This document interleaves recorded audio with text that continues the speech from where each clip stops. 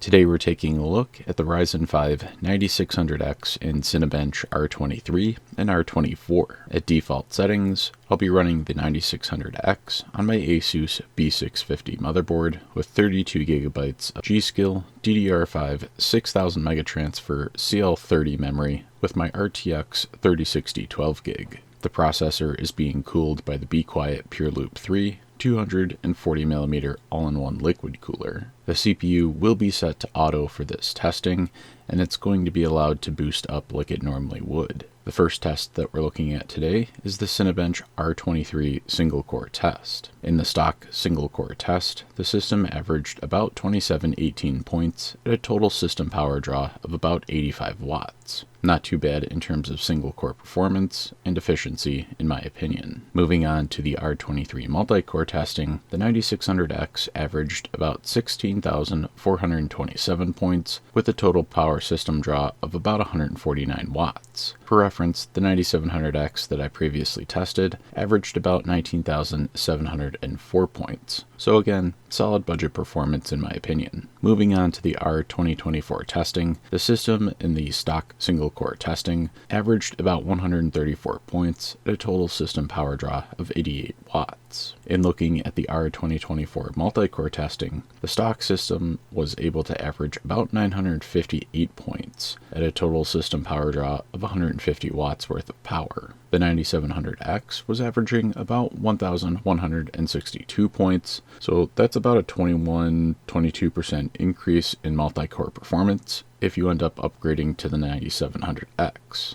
That being said though, the Ryzen 9600X is a very efficient processor in the stock form, and you have the option to manually overclock or just enable PBO if you want. In my opinion, I would typically end up enabling the PBO settings, as well as a couple of these Cinebench tweaks in order to get those all-core clocks really pumped up on your CPU. The 9600X is positioned as a really solid budget gaming and current platform CPU. It's just a touch faster than the 7600X, generally speaking, if you have all the BIOS updates and Windows updates. So if you can get the 7600X cheaper, you might want to look at that, but if you can pick a 9600X up at the same price or less, I would definitely consider that. I really like the performance of this chip and the power consumption, and this is actually my main editing PC right now, just for reference. Anyways, if you found this video useful, I'd appreciate it if you could smash that like button, as that'll tell YouTube to share this with other people who are researching the 9600X CPU performance. Gaming PCs and the occasional home lab content are the focus around here. If you're into that kind of content, make sure to get subscribed to the channel and ring that bell for notifications. Until next time, keep on gaming.